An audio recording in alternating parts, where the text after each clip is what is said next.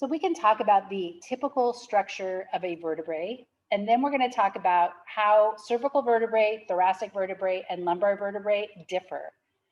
So when we look at the typical structure, this would be posterior. So this is to the back. This is dorsal.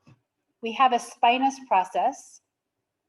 We have these transverse, thinking about coming off, wing-like structures coming off the side.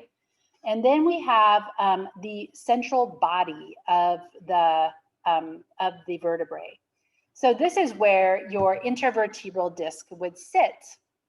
When we look at the articulation between vertebrates, we have facet joints between the vertebrae.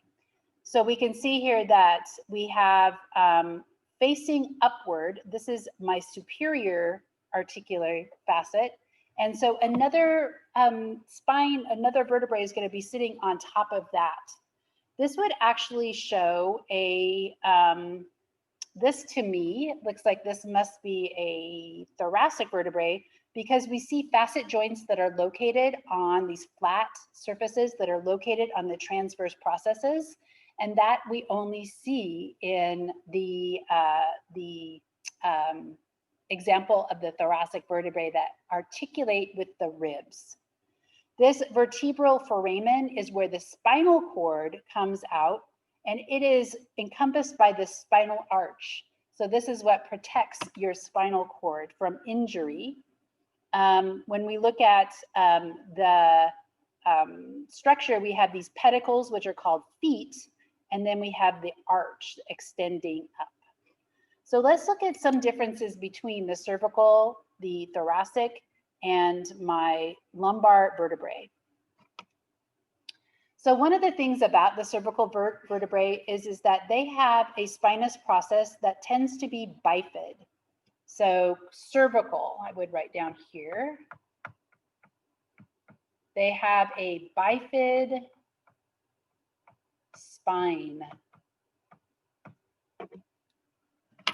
So notice that that is very different from these two. Also notice that they are small. So that would be another one. They have the small body. Now in the transverse process, they have a hole, and that is called the transverse foramen. And this is kind of interesting. This is foramen. This is a blood vessel. So this allows for the traveling of a blood vessel up and into the head region. So this is where a blood vessel travels.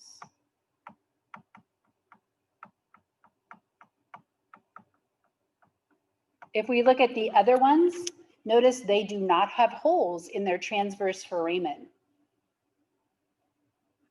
So if we look at the thoracic vertebrae, one of the interesting things about them is their spine tends to point down. So they have a much larger spinous process, and it points down, not straight out.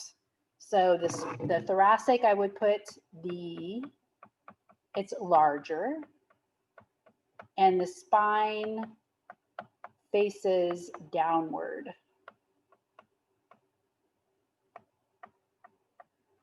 The other thing is that on the transverse processes, like I mentioned in another video, there is a facet joint, and this is where we would actually have the articulation with the ribs. So they have a costal facet on the transverse process.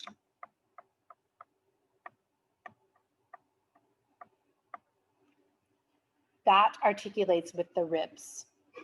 When we look at the lumbar vertebrae, they have larger bodies and they have a shorter spinous process that kind of sticks straight out. So the lumbar has a shorter spinous process that protrudes horizontally rather than down, right? That protrudes horizontally. And it is larger bodied, right? So they have they look much larger, obviously, compared to, like, for example, the cervical vertebrae. Okay, so if we look at them from the side, again, this is my spinous process that is facing downward. This is the articulation for the ribs. This is the articulation. Superior is the one above, so it would articulate with the inferior process of the vertebrae that's sitting above, and then the inferior one can actually articulate with the other one. So sometimes people get arthritis in their spines and get inflammation in the facet joints, and so oftentimes they say, and even in my spine, for example, they say that there's like bony spurs that are starting to form in my facet joints. So it makes it more difficult to move the spine. So it's really important to keep moving the spine so that your arthritis doesn't get worse and it doesn't start to limit your mobility. So then here is notice this one's pointing down, this one's pointing more horizontal, and it's like shorter than your spinous process. This one has the bifid spinous process. And then again, the transverse bodies do not have those facet joints and they're thicker, okay? And then we still have articulating facets for the vertebrae above and the vertebrae below. So I wanted to talk specifically about the first two vertebrae. And so this allows for rotation of the head at the neck. So C1 is the atlas, C2 is the axis.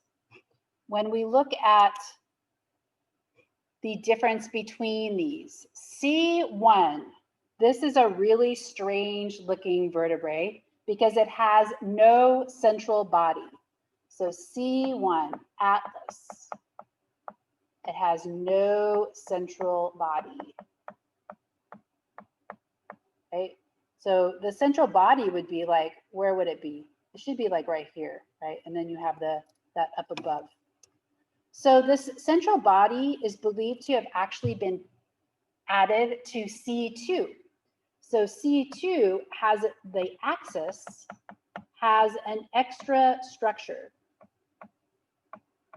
that is not found on any of the other vertebrae.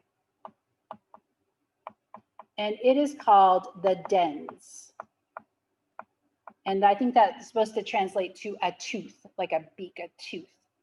So this dens is thought to be the central body that has been passed to the vertebrae underneath. So let's look at the dens. So this is my dens right here. These are these big facet joints between C1 and C2. So this actually extends up and into that space where the central body would be located. So don't have a good picture of that, but let's go back to here. This is my dens, and it is coming up, and see how that would be where the central body is. And so this is a pivot joint. So it just kind of goes like this, right? That tooth-like structure allows for an axis and the pivoting of these joints that allows you to turn your head.